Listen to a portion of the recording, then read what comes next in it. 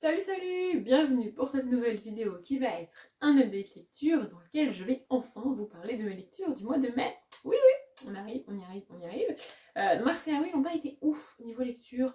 Il y avait le confinement, moi je continue à travailler, j'ai pas lu beaucoup, enfin j'ai pas lu plus que d'habitude et j'ai pas lu des lectures de ouf.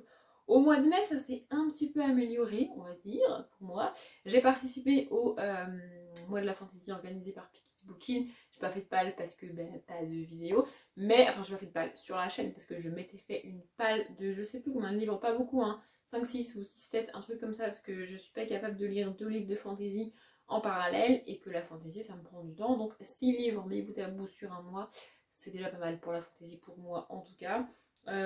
Du coup, voilà, donc là je vais commencer par vous présenter mes dernières lectures d'avril et je finirai par les premières de mai. Le premier c'est un Daniel Steele et c'est maintenant et pour toujours. Alors j'ai retiré le marque-page mais j'ai pas été très très loin dans ce livre. En fait je l'avais commencé puis je l'ai posé puis je l'ai repris genre quelques semaines plus tard et je l'ai reposé et j'ai fait ça pendant 2-3 mois et au bout d'un moment je me suis dit ça ne sert à rien, ça ne passera pas. En fait on va y rencontrer, alors j'ai même pas atteint le moment où le résumé démarre pour vous dire, j'ai dû lire une cinquantaine de pages quand même, hein.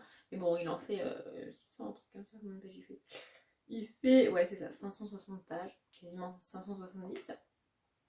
Et en fait, on part d'un thème que je ne comprends pas. Vraiment, c'est un truc humain que beaucoup de gens font, hein, c'est pas le souci, mais moi, je comprends pas le principe. Ça me fatigue et j'ai envie de dire aux gens, mais arrête de faire ça.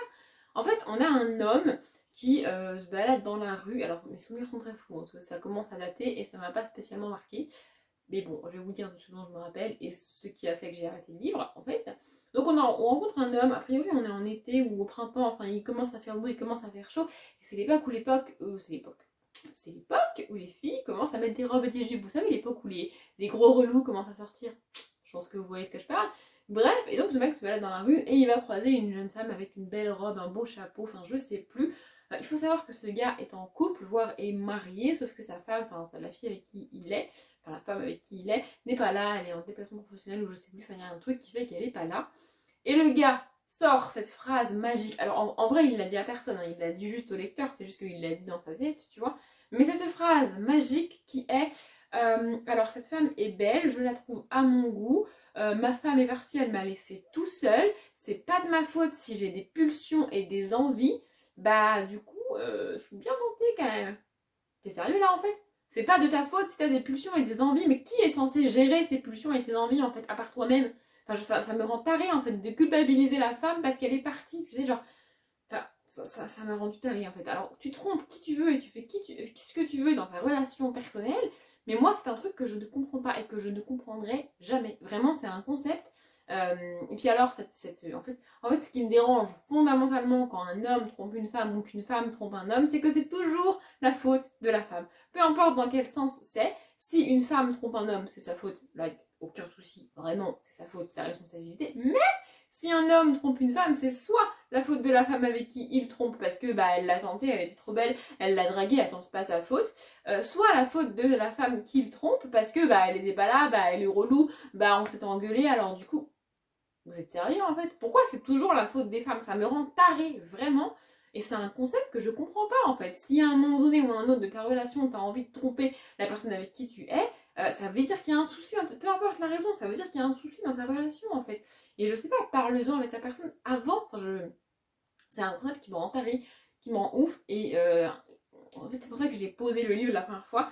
Parce que je me suis dit, oulala, ce point de départ, ça va pas le faire. Quelques semaines plus tard, je l'ai repris, j'ai essayé d'avancer et je me rappelle pas ce qui se passe après parce que je suis restée bloquée là-dessus. C'est un sujet, je peux pas. J'ai un concept, vraiment, je suis bloquée. Je ne comprends pas en quoi c'est plus facile de tromper une personne que de lui dire, bon, ok, tu sais quoi, j'ai eu envie de quelqu'un d'autre, donc c'est peut-être mieux qu'on arrête. Enfin, je sais pas, c'est vraiment, je comprends pas. Donc, désolé Daniel Steele, mais je vais. Ensuite, j'ai essayé de lire pareil et soudain le silence de Belva Plain. C'est à ce moment-là que je me suis rendu compte que le contemporain, vraiment, j'avais du mal. Et vraiment, il y a très très peu de contemporains que je suis capable de lire. Parce que c'est trop lent en fait. Enfin, je sais pas, l'histoire met 1000 ans à démarrer. Ça a l'air intéressant, vraiment. On est sur une petite fille qui se comporte bizarrement. Et, enfin, qui se comporte bizarrement, qui arrête de parler, qui a a priori, elle a un truc. A priori, quelqu'un lui a fait quelque chose à cette petite fille. A priori, un homme de sa famille lui a fait quelque chose à cette petite fille. Mais on ne sait pas quoi. Et sa mère a des œillères. Sa mère refuse de voir qu'il y a un problème. En gros, elle se dit non, non, il n'y a pas de souci, t'inquiète pas, ça va bien se passer. Et on va suivre ça. Sauf que, alors déjà, moi, c'est ça qui m'intéresse. Hein, c'est le problème de cette petite fille. Ben, voilà. Mais non, on va suivre en parallèle l'entreprise familiale, qui c'est qui va en hériter, comment est-ce qu'il la dirige, ses bons hommes. Alors je pense que c'est pour bien mettre en contexte l'homme qui va être mis en cause plus tard dans le livre, enfin je suppose, et vous allez voir c'est ce qui me fatigue aussi. Donc voilà, c'est pour bien nous présenter cet homme-là en tant qu'homme d'affaires parfait, hyper beau, hyper blablabla. Et puis derrière, bim, bah, il a violé une petite fille. Alors tout ça, je suppose, hein, évidemment, parce que ça se trouve c'est pas ça du tout. Et en fait, ce qui me gave, c'est que tu supposes. Voilà. Tu supposes qu'il est arrivé quelque chose à cette fille, tu supposes qu'un homme de sa famille lui a fait quelque chose, tu supposes que sa mère... Trop de suppositions les gars, enfin franchement je suis... Et les filles d'ailleurs, je suis désolée, mais c'est un concept qui me fatigue. Vraiment, quand les auteurs et les autrices supposent des choses et laissent le lecteur deviner, moi ça me gave, vraiment. Je sais qu'il y a beaucoup de lecteurs qui aiment ça, et d'auteurs et d'autrices qui font ça, d'ailleurs, mais et de lectrices aussi qui aiment ça. Mais c'est un concept que moi je n'aime pas vraiment. Quand je passe mon temps à supposer plus de choses que je sais, je lâche. Vraiment, ça me fatigue. J'ai envie de dire à l'auteur ou à l'autrice, mais fais un effort, donne-moi des éléments, donne-moi des trucs concrets, des trucs sûrs. Arrête de me laisser supposer, ça me fatigue. Vraiment, si on a un petit peu de mystère et un petit peu de supposition, ça me dérange pas.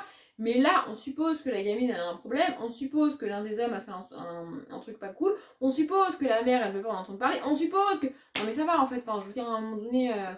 Voilà, donc ça m'a gonflé. C'est vraiment une histoire très bien et qui dénonce plein de choses et qui est probablement très bien écrite, très bien construite. Mais franchement, pour celui-ci, j'ai dû lire pas loin de 80 pages, ce qui est quand même conséquent. Et j'en ai marre de supposer, j'en ai marre d'attendre que ça démarre. Et aussi, pas de bol, on a une alternance d'époque. C'est un truc assez répandu en contemporain. Et c'est un truc avec lequel j'ai énormément de mal. C'est la vie. Ensuite, j'ai lu et j'ai terminé la saga, donc Gossip Girl, le tome 11, t'as pas intérêt à m'oublier. Je sais qu'il existe des tomes 12, 13, 14, mais en vrai, c'est une autre saga qui démarre après, un peu comme ils ont fait avec L'Épouvanteur de Joseph Delaney, qui est beaucoup plus récente comme saga. Je sais, donc c'est, je le répète encore une fois, la saga des livres qui a inspiré la série télévisée Gossip Girl. C'est la série personnellement de mon adolescence que j'ai adoré regarder. Voilà, je pense qu'on est beaucoup de ma génération à avoir regardé et à avoir aimé Gossip Girl. Elle est peut-être un peu moins d'actualité maintenant, mais alors je sais qu'il y a plein de séries qui sortent encore plus que quand moi j'avais entre 16 et 18 ans. Mais si jamais vous avez du temps et que vous voulez vous pencher dessus, vous pouvez toujours regarder Gossip Girl parce que c'est très cool. Donc on va suivre les mêmes personnages, sauf que Chuck est beaucoup moins présent dans les livres que dans la série, et que Blair dans la série s'appelle Olivia dans les livres. Ce livre, alors j'irai pas jusqu'à dire que ça a été une souffrance de lire ce tome parce que c'est pas vrai, mais très sincèrement, heureusement que c'était le dernier parce que ça commençait à devenir vraiment lourd en fait. On a un triangle amoureux qui est là depuis plusieurs livres. C'est pas le même que dans la série parce qu'ici c'est un des garçons qui est entre les deux filles, alors que dans la série c'est plutôt une fille qui est avec deux garçons. Donc je trouve que ça change qu'on ait un triangle amoureux dans ce sens-là, parce qu'on a trop souvent la pauvre fille perdue au milieu des deux magnifiques hommes qui ne sait pas choisir et qui passe pour une michto parce que sinon c'est pas drôle. Non, là on a un mec au milieu, donc ça change un petit peu, vraiment ça fait du bien, c'est cool, tu vois. Il n'empêche que c'est relou, enfin, je veux dire à un moment donné c'est très relou. On tourne en boucle, en fait ça fait 3-4 tomes qu'on tourne en boucle avec ce triangle amoureux et moi ça m'a fatiguée, mais alors vraiment.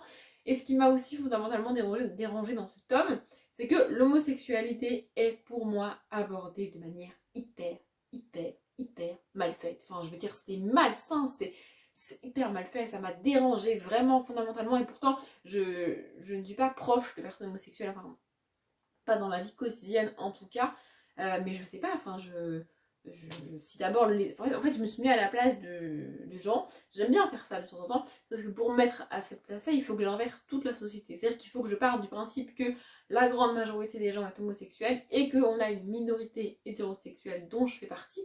Et je me suis dit, si dans un livre tu parles de ça comme ça, mais j'ai envie de te tuer en fait. Enfin, genre vraiment, c'est pas possible quoi. C'est irrespectueux, c'est hyper mal fait, c'est malsain en fait. Vraiment, ça m'a dérangée. J'ai quand même lu la saga, ça reste une saga qui aborde quand même pas mal de thèmes importants de l'adolescence. Et je l'avais déjà dit, ce tome-là, parce que j'ai parlé du tome 10 il n'y a pas très longtemps dans les livres de l'été. Mais ce tome-là est sorti en 2007 en français, donc il a dû sortir au moins en 2006 en VO. Et parler d'homosexualité comme ça en 2006, soit il y a 14 ans, c'était déjà pas mal en fait, hein, parce qu'à l'époque c'était pas ouf niveau des droits des homosexuels et tout. Voilà, on va pas revenir sur les années 90 et ce qui s'est passé, mais voilà, c'était pas ouf, enfin c'était pas courant de parler d'homosexualité. Donc le faire c'était déjà pas mal. La méthode employée et ce qui est mis en place est pas ouf, mais c'était déjà bien de l'aborder en fait et de proposer ça aux jeunes en fait, parce que c'est une époque où voilà, 2005-2006, si tu te poses des questions sur ta sexualité, t'as pas grand chose vers quoi te tourner à cette époque-là. Donc qu'un livre comme ça en parle, c'est déjà beaucoup en fait pour l'époque. On dirait que je parle des années, enfin, il y a 1000 ans, c'est horrible, mais c'est la réalité en fait. Mais il n'empêche que c'est extrêmement maladroit et que c'est pas hyper bien fait selon moi. Et aussi, comme si ça ne suffisait pas, j'ai trouvé Olivia, mais alors insupportable dans ce tome, j'avais envie de la tarter. Oh là là, son côté petite fille gâtée, mais vraiment je n'en peux plus. Hein. Autant dans la série, ça passe. Alors en fait, je pense que dans la série, ça passe parce que j'adore Chuck. Or là, on n'a pas Chuck et Olivia, ça n'existe pas. Et du coup, elle est juste insupportable en fait. Elle est juste relou. Donc voilà, je suis contente d'avoir terminé cette saga, je suis contente que ce soit fini en fait. Je suis contente de l'avoir lu. Ça reste la série télé de mon adolescence. Maintenant, c'est. Enfin, vous pouvez clairement vous en passer. En gros, c'est mon avis. Et j'ai écouté Beat of My Heart de Hilary Duff en lisant cette saga. Ensuite, j'ai de nouveau eu un nouvel échec avec Olivier Gay. Je pense que je vais arrêter Olivier Gay. Donc j'ai lu Les épées de glace au tome 1, Le sang sur la lame. Alors pareil, j'ai retiré le marque-page, mais j'ai bien été jusqu'à 140, 150, voire 160 pages. J'ai été quand même assez loin. En fait, on va y rencontrer Donc on est en fantasy, hein. C'est mon premier livre du mois de la fantasy que j'ai lu. On est dans une ville, une espèce de citadelle avec une muraille autour et tout. Et on rencontre un garde qui est chargé de garder une des portes de la citadelle, tu vois. Et il y a une jeune fille à cheval qui débarque. Elle a absolument rien à foutre ici. Elle n'est pas censée rentrer dans la ville. Je l'ai pas dit, mais on est en pleine nuit. Et il va la trouver belle, blablabla. Enfin bref, je passe là-dessus, je reviendrai après. Et donc il va la laisser rentrer évidemment dans cette charmante ville. Et ensuite, on a aussi, donc on découvre qui est cette femme, cette jeune femme, et elle a une servante, un truc comme ça. Et en gros, on va suivre ce garde, cette servante et la jeune fille. Alors évidemment, on a un triangle amoureux, sinon c'est pas drôle. Bref, et il va y avoir un meurtre, oui, tout ça. Je ne sais même plus qui se fait tuer et comment ça se passe, mais en gros, je crois qu'on a une jeune fille qui se fait tuer, et ces trois-là vont se retrouver mêlés à ce meurtre-là, et il va y avoir une espèce d'enquête, un truc chelou qui va se passer. J'ai été quand même assez loin dans le livre, je trouve ça extrêmement lent, et en fait ce qui me dérange fondamentalement avec Olivier, ce sont ses personnages féminins. J'avais eu le même souci avec La Magie de Paris, le tome 1. Je trouve les personnages féminins extrêmement clichés, extrêmement mal construits, je suis désolée, mais pour moi enfin, ça va pas, il y a un truc qui colle pas, c'est pas cohérent, enfin je sais pas comment l'expliquer, mais ça coince. Les personnages féminins d'Olivier Gay et moi, il y a un truc qui coince, je ne sais pas, je trouve ça complètement incohérent. En fait, il est capable de nous présenter dès le départ un personnage féminin extrêmement fort, extrêmement badass, qui a l'air un petit peu d'en jeter, tu vois. C'était le cas dans La Magie de Paris. Et d'un coup, il y a un espèce de twist, et il massacre son personnage féminin, il la rend mais tellement insignifiante, enfin tellement... en fait, il rend son personnage féminin à l'image de la fille parfaite selon la société. Tu vois, la fille qui fait se maquiller, la fille qui se pâme devant un garçon magnifique, la fille qui n'a que d'intérêt son look, son physique, comment elle s'habille, comment elle se maquille, ce que les gens vont en penser. Ce cliché-là, vous voyez ce cliché de la fille parfaite, blonde et magnifique que tout le monde aime et qui s'aime, et qui ne fait pas d'histoire et qui ne... Non, non, enfin, c'est un concept, vraiment, what the fuck, en fait. Pourquoi tu fais des personnages... Pourquoi en 2020, alors je sais quand ce livre est sorti, c'était en 2020, mais bon... pourquoi en 2015, tu proposes un personnage féminin comme ça, en fait? Ça fait des années qu'on essaie de se battre contre ce putain de cliché, et toi, tu me ponds un personnage féminin pile poil comme ça. Enfin, je sais pas, enfin, moi, ça me dérange. Vraiment, fondamentalement, j'ai un problème avec les personnages d'Olivier Gay. J'ai rien contre son écriture et j'ai rien contre l'auteur en lui-même, et l'univers est sûrement génial, mais les personnages, avec moi, ça passe pas. Enfin, je suis désolée, ça ne colle pas. C'est pour ça que je pense que je relirai pas de Olivier Gay, parce que à partir du moment où ce sont ces personnages avec lesquels j'ai un souci, je vois pas, peu importe le style et ce que je lis, s'il construit tous ces personnages féminins comme ça passera jamais avec moi. Donc voilà. C'est pas un mauvais livre, c'est bien écrit, je pense que ça passe et il y a beaucoup de gens qui aiment. Mais moi, je n'y arrive pas avec les personnages féminins. Voilà. J'avais une musique, mais je ne l'ai même pas notée. Hein, tellement ça m'a saoulée. Mon deuxième livre du mois de la fantasy, ça a été Le Destin de l'épouvanteur, donc le tome 5, 6, 7, 8, écrit par Joseph Delaney. Donc pour ceux qui ne connaissent pas cette saga, on y rencontre dans le tome 1 Tom qui part avec un épouvanteur poussé par sa mère et qui se pose la question de est-ce qu'il peut devenir apprenti épouvanteur ou pas. Et donc ensuite on a toute la saga de l'épouvanteur. J'ai bien aimé j'ai eu beaucoup de mal avec le premier tome. Tome 2, 3, 4, 5, voire 6, j'ai vraiment beaucoup aimé.